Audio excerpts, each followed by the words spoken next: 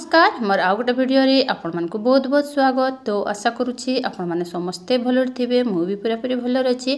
तो ये देखिपुंट आपण आमर फेब्रुआरी मासर तृतीय सप्ताहर अद्विका बैठकर बरणीटा मुझे आसी। तो बरणीटा पढ़ी शुणा आगु मोर आपण रिक्वेस्ट जदि आपण मैंने मो चैनल फर्स्ट टाइम आसती तो मो चैनल को निहाती सब्सक्राइब करदे, बेल आइकन को जाकीदेवे, ताले एहीपरि भाव इनफॉरमेशन भिडियो सब आपण पाइपारे।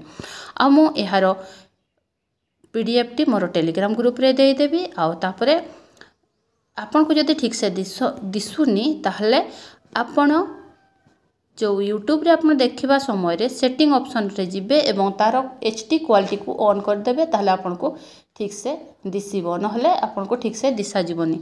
ठीक अछि ताहले तो चलन ताहले हम स्टार्ट कर देबा। अद्यता ए तारीख पकई देबे, मो तारीख पकईनी 15 तारीख पकईबे। अद्यता 15/2/2025 तारीख दिवा 1 घटिका समय रे अंगनवाड़ी केन्द्र बड़भुंड ठारे साप्ताहिक अद्विका बैठक अनुष्ठित होइथला। आपनकर निजर अंगनवाड़ी केन्द्र नाटा देबे। उक्त बैठक में ग्रामर किशोर किशोरी एनएम दीदी, आशा दीदी, एसएचजी मेंबर, जीकेएस मेंबर और जांच कमिटी एवं मातृ कमिटीर मेंबर माने उपस्थित रही आलोचना रे अंशग्रहण करथिले। उक्त बैठक में देउला मार्डी सखी और सहेली रश्मिता सोरेन बैठक आयोजन रे सहाय्य करथिले। फेब्रुआरी मासर आलोच्य विषय जीवन कौशल एवं मानसिक सामाजिक कल्याण। तृतीय सप्ताहर आलोच्य विषय आत्मसम्मान स्व सचेतनता। आत्मसम्मान आत्मसम्मान अर्थात निज उपरे आदर एवं आत्मविश्वास रखिबा। एहा होउछि निज मूल्य गुण एवं अस्तित्व को उचित मान्यता देवार एक भावना। जो माने आत्मसम्मान धरी रखती से माने निजको भल पाती, निज निष्पत्ति उपरे विश्वास रखती एवं अन्य मानक द्वारा अपमानित हेबाकू दियंती नहीं। आत्मसम्मान वृद्धि करिबा पई निज उपलब्धि गुडी को स्वीकार करंतु, नेगेटिव चिंताधारा को दूर करंतु एवं निज मूल्य को उचित मान्यता दियंतु। स्व सचेतनता स्व सचेतनता अर्थ निज मन भावना मूल्य शक्ति एवं दुर्बलता गुड़िक विषय रे सचेतन रहिबा।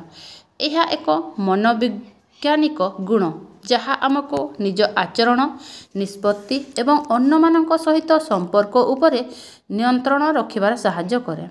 स्व सचेतनतार प्रकार आंतरिक सचेतनता निजर भावना मूल्य एवं उद्देश्य विषय स्पष्ट धारणा रखिबा। बाह्य सचेतनता अन्य माने आपण को केमिति देखुछंती एवं आपण को आचरण तांकर उपरे केमिति प्रभाव पकाए सेथिपाई सचेतन रहिबा। स्व सचेतनता वृद्धि करिवार उपाय निज भावना उपरे ध्यान दियंतु।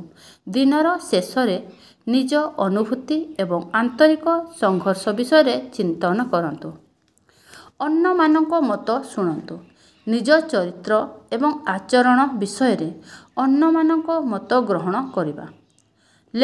लेखन करंतु। दैनंदिन अभिज्ञता एवं भावना गुड़िक लेखिबा जहाँ आपण को निजको भल भावे बुझिबा को सहाय्य करिबो। मेडिटेशन एवं ध्यान करंतु।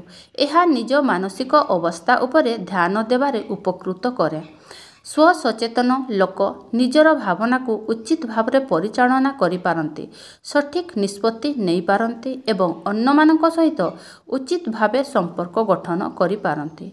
सभा शेष में समस्त किशोरी बालिका मानकू IFA बटिका बंटन करागला और सभा सांग करागला। तो मु एहीपरि भाव में लिखी जदि आपन को एथिरा आहुरी किछि ऐड करिबार था ताले करि पारबे, किछि प्रॉब्लम नुहे। ठीक अछि ताले रहुछि, देखा हमर नेक्स्ट वीडियो रे।